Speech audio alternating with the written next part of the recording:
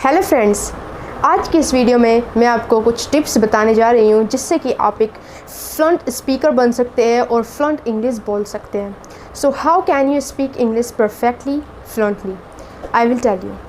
Here is 4 tips that you can speak English perfectly with follow my 4 tips. So start करते हैं। उससे पहले मेरे चैनल को सब्सक्राइब कर दीजिए। So start. My first tip is listening.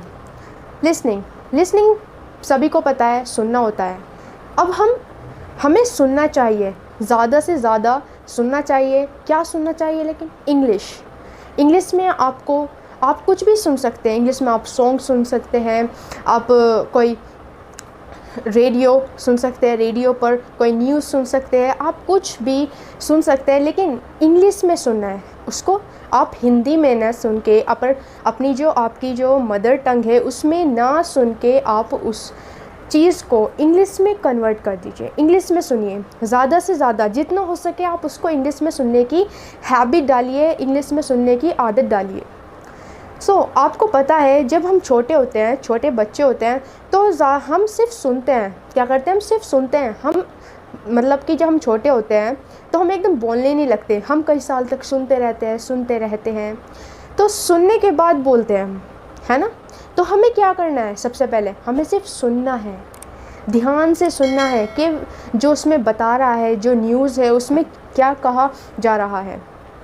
तो सुनने से आपकी जो लिसनिंग पावर है वो इम्प्रूव होगी और आपको सुनने में कोई प्रॉब्लम नहीं होगी। अगर सामने वाला आपसे कन्वर्सेशन कर रहा है, आपसे बातचीत कर रहा है इंग्लिश में, तो आपको सुनने में कोई प्रॉब्लम नहीं होगी, अंडरस्टैंड करने में कोई प्रॉब्लम नहीं होगी, समझने में कि सामने वाला जो पर्सन है वो आपसे क्या कहना चाह रहा है। तो लिसनिंग पावर बहुत इम्पोर्टेंट है, इसको इम्प्रूव कीजिए। सेकेंड टिप की तरफ आ जाते हैं, रीडिंग। अब रीडिंग से क्या है? हमें पढ़ना है। रीडिंग क्या है? पढ़ना। अब रीडिंग हमें क्या पढ़ना है? लेकिन आपको पता है क्या पढ़ना है? आपको न्यूज़पेपर पढ़ने हैं, इंग्लिश में, वो भी। अब अपनी जो मदर टंग में आप जो बुक्स पढ़ते हैं, न्यूज़पेपर पढ़ते हैं, उसको आप हिंदी में अपनी मदर टंग में ना पढ़िए, बल्कि उसको आप इंग्लिश में पढ़ना स्टार्ट कीजिए। अगर आप सोच रहे हैं कि आपके यहाँ अगर इंग्लिश न्यूज़पेपर नहीं मिलते हैं तो आप बुक्स पढ़िए इंग्लिश की। ये मत सोचिए कि इंग्लिश न्यूज़पेपर ही पढ़ना है। आपके पास जो भी चीज़ है इंग्लिश में है, अगर जो कुछ भी हो आपके पास लेकिन वो इंग्लिश में है, तो आप उसको पढ़ना स्टार्ट कीजिए।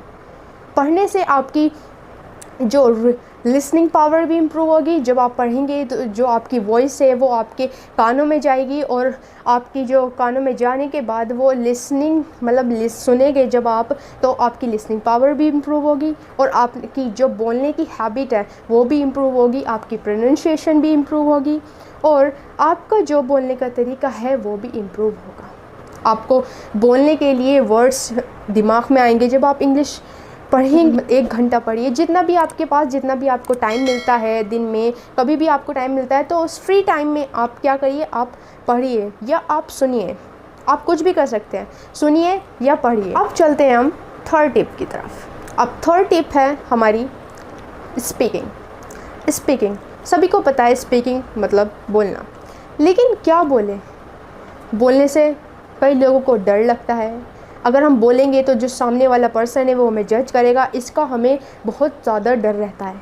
लेकिन इससे डरना नहीं है। अगर आप डर गए तो समझो आप कभी भी इंग्लिश नहीं बोल पाएंगे। तो डरना है बिल्कुल भी नहीं है। अगर आपसे कोई गलती होती है इंग्लिश बोलने में तो कोई बात नहीं, मिस्टेक कीजिए, make a mistake, but English बोलना ना छोड़ें।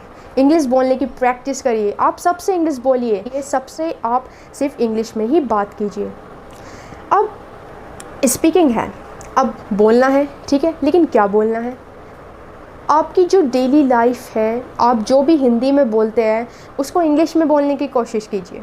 Try to speak in English, ठीक है? तो आपको क्या करना है? बोलने की कोशिश करनी है। बोलना है, ज़्यादा से ज़्यादा बोलना है, जितना भी हो सके आपको उतना बोलना है, ठीक है? तो बोलना है। 4th टिप की तरफ चलते हैं हम। 4th टिप क्या है हमारी? 4th टिप है राइटिंग मीन्स लिखना। अब क्या लिखना है वही भी मैं आपको बता देती हूँ।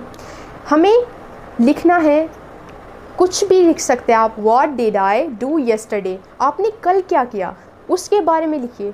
आप एक डायरी बना ले या आप एक नोटबुक भी ले सकते हैं। उसमें आप लिखिए कि आपने कल क्या किया, या एक टॉपिक उठाइए, एक टॉपिक ले लिया आपने जैसे ट्री के बारे में, तो उसमें ट्री के बारे में लिखिए कि ट्री के क्या बेनिफिट्स है, ट्री क्या है, ट्री से हमें क्या फ़ायदे मिलते हैं। आप उसके बारे में लिखिए जितना भी आपको पता है। आप हाफ पेज लिखिए जितना भी हो सके, लेकिन लिखना है। कम से कम हाफ पेज 1 पेज तो लिखना ही है। तो लिखने के लिए अगर आप लिखेंगे तो आपकी जो राइटिंग स्किल्स है वो भी इम्प्रूव होगी, आपकी इंग्लिश स्पीकिंग भी इम्प्रूव होगी। तो राइटिंग इज़ वेरी इम्पोर्टेंट। कुछ भी लिख सकते हैं आप, ये मैटर नहीं करता कि आपको यही लिखना है या मतलब इसके बारे में ही लिखना है, कुछ भी चीज़ है मतलब।